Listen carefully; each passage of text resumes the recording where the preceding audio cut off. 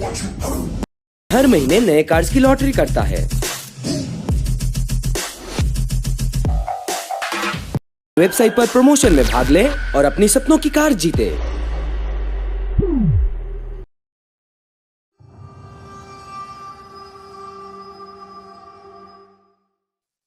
नया स्कूल। कुछ कहानियां ऐसी होती हैं जो आपके दिल को छू जाती हैं। आज की कहानी भी कुछ ऐसी ही है। गायत्री एक सिंगल मदर थी और हाल ही में वो अपनी 13 साल की बेटी आर्या के साथ मुंबई वापस शिफ्ट हुई थी। आर्या के पैदा होने पर गायत्री ने मुंबई छोड़ दिया था और वो अपने पति और माँ बाप को छोड़कर सबसे दूर रहने चली गई थी। लेकिन अब वो 13 साल बाद फिर से वापस अपने पुराने घर में आई थी। अगले दिन आर्या का अपने स्कूल में पहला दिन था, जहां नए स्कूल में जाकर लोग नए दोस्त और एक्सपीरियंसेस के लिए एक्साइटेड होते हैं। वहीं आर्या बेहद घबराई हुई थी, क्योंकि अक्सर लोग नई जगहों पर उसे एक्सेप्ट नहीं करते थे।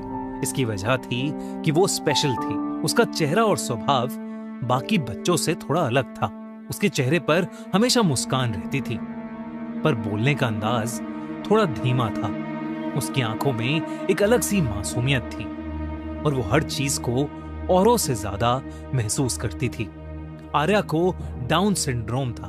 डाउन सिंड्रोम एक जेनेटिक कंडीशन है, एक ऐसी बीमारी है जिसके साथ ही बच्चा पैदा होता है और इसकी वजह होती है हमारे शरीर में एक एक्स्ट्रा क्रोमोसोम का होना। इसका असर उस इंसान के फिजिकल डेवलपमेंट यानी शारीरिक विकास और लर्निंग एबिलिटी यानी सीखने की क्षमता पर पड़ता है।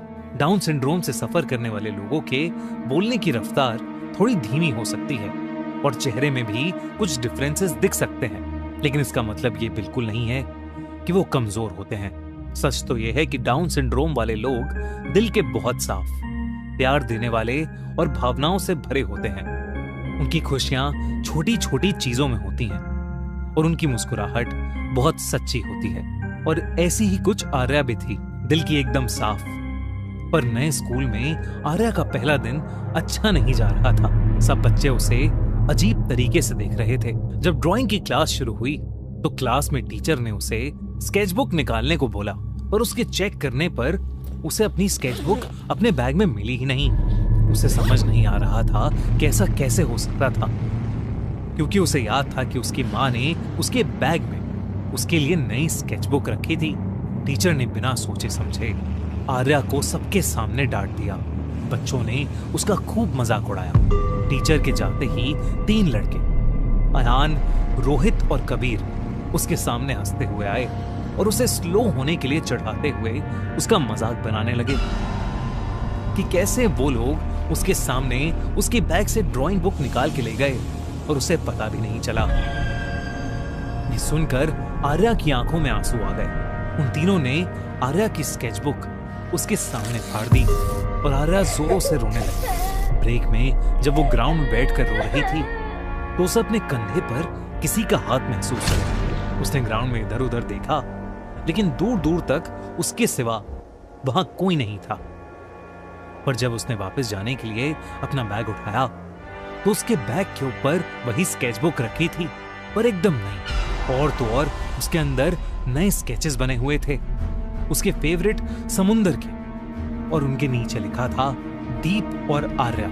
आर्या को ड्राइंग करना बहुत पसंद था, पर उसकी ड्राइंग टीचर उसे पसंद नहीं करती थी, क्योंकि आर्या अलग दिखती थी। इसलिए उसकी ड्राइंग टीचर उसके साथ भेदभाव करती थी और उसे क्लास में सबसे ज्यादा डांटती थी। एक बार तो उसने आर्या को पूरी क्लास के सामने एक राक्षसी बुलाकर उसे इंसल्ट किया। आर्या उस दिन भी बहुत रोई, लेकिन उसके अगले ही दिन उसकी ड्राइंग टीचर के साथ कुछ अजीब होने लगा।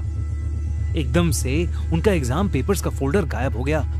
उन्होंने उसे हर जगह ढूंढा, लेकिन वो पेपर्स उन्हें कहीं नहीं मिले। ये एक बहुत बड़ी गलती थी, जिसकी वजह से उस ड्राइंग टीचर को फायर कर दिया गया। पर आर्या की दिक्कतें खत्म नहीं हुई। वो तीनों लड़के अयान, रोहित और कबीर फिर से उसका सामान छुपाने लगे और उसे तंग करने लगे। लेकिन आर्या ने अब कुछ नहीं कहा, सिर्फ एक मुस्कान थी उसके चेहरे पर, जैसे कोई था जो उसे हर वक्त देख रहा था।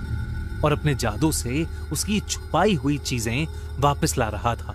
एक दिन स्कूल के आखिरी पीरियड में उन तीनों लड़कों ने आर्या को एक छोटे से स्टोर रूम में बंद कर दिया।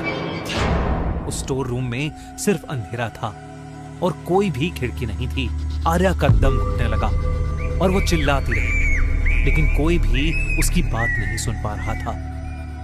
तभी उस कमरे में एक तेज रोशनी आई। तब आर्या को दिखा कि करीबन उसके जितने बड़े लड़के का साया वहां खड़ा है। वो ये देखकर और घबरा गई, लेकिन उस स्टोर रूम का दरवाजा अपने आप खुल गया। इससे पहले आर्या कुछ समझ पाती, वो सफेद साया उसका हाथ पकड़ के उसे बाहर ले गया। वहीं वो तीनों लड़के जो आर्या को बुली कर रहे थे, जब कॉरिडोर से गुजरे, कॉरिडोर की सब लाइट्स बंद होने लगी।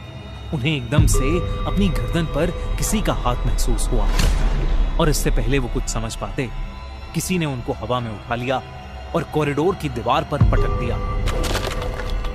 वो तीनों उसी दीवार से जैसे चिपक गए थे। वो लोग डर के मारे चिल्लाने लगे और मदद मांगने लगे और तभी उनके सामने एक सफेद परछाई आ गई, जिसकी शक्ल बिल्कुल आर्या जैसी ही थी और आंखें एकदम खाली थी और शरीर पर कई घाव थे। उस सफेद परछाई ने उनका दम घोटना शुरू कर दिया। उस साए ने उनसे कहा कि आर्या भी ऐसे ही तड़प रही थी। इस पर उन तीनों लड़कों का रोना निकल गया और वो आर्या को परेशान करने के लिए उस साए से माफी मांगने लगे और तभी उस साए ने उन्हें जमीन पर गिरा दिया और वो वहां से गायब हो गया। वो तीनों भागकर घर चले गए, लेकिन उस साए ने उनका पीछा नहीं छोड़ा। वो साया उन्हें पूरी रात उनके घर के हर कोने में दिखता रहा। अगली सुबह उन तीनों को तेज बुखार हो गया और वो बस एक ही चीज बड़बड़ा रहे थे कि आर्या उन्हें माफ कर दे और वो उसे कभी नहीं परेशान करेंगे। उन लड़कों के पेरेंट्स ने आर्या पर शक करते हुए स्कूल की प्रिंसिपल से सारी बात शेयर की। प्रिंसिपल ने फिर सीसीटीवी चेक किया। फुटेज में आर्या कभी अकेली थी ही नहीं, हमेशा एक धुंधला सा साया उसके पीछे दिखता। आर्या की माँ गायत्री को स्कूल बुलाया गया। उसने आर्या से सब पूछा और आर्या ने बताया कि वो दीप है, उसका साया वाला दोस्त जो हमेशा उसके साथ रहता है।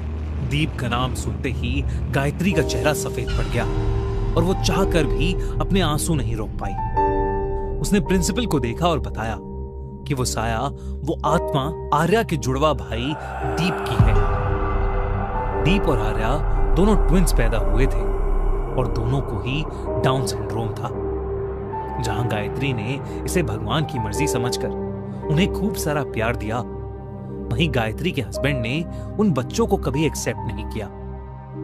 एक रात जब गायत्री सो रही थी, तब शराब के नशे में उसके हस्बैंड ने दीप को जान से मार दिया और दीप के चिल्लाते ही गायत्री की आंख खुल गई। गायत्री आर्या को लेकर अपनी जान बचाते बचाते वहां से भाग गई। उसने शहर बदला, अपना नाम बदला, पर हर स्कूल में आर्या को डाउन सिंड्रोम की वजह से परेशानी होती रही और हर सोसाइटी में आर्या के साथ भेदभाव किया जाता, उसका मजाक बनाया जाता। इसी के चलते वो वापस मुंबई आए, इस उम्मीद में कि मुंबई जैसे शहर में आर्या को शायद अलग महसूस नहीं होगा।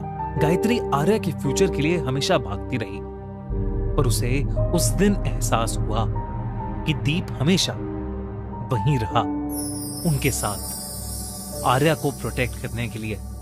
उस दिन के बाद सब बदल गया। अयान, रोहित, कबीर आर्या के पास आए। उन्होंने उससे माफी मांगी, उसे ढेर सारी स्केच बुक्स गिफ्ट की, अपना लंच शेयर किया और वो सब दोस्त बन गए। आर्या की जिंदगी में अभी भी हर स्पेशल मोमेंट पर दीप का साया उसे और अपनी मां को दिखाई देता है।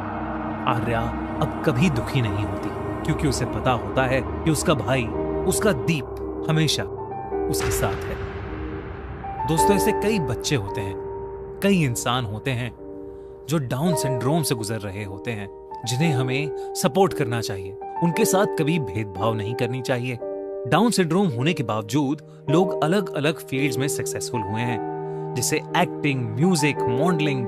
कई लोगों ने तो $1 मिलियन कंपनीज भी बनाई हैं और स्पोर्ट्स के बड़े बड़े मेडल भी जीते हैं। इसलिए सच में ये सब लोग सितारे हैं जमीन पर।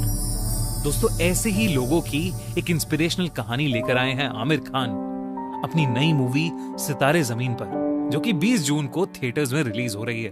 तो आप सब अपने फैमिली और फ्रेंड्स को लेकर थिएटर्स में जाइए और इस मूवी को एंजॉय कीजिए। और हाँ, अगर आपको हमारी ये कहानी अच्छी लगी तो हमारे चैनल खूनी मंडे को सब्सक्राइब करना मत भूलना।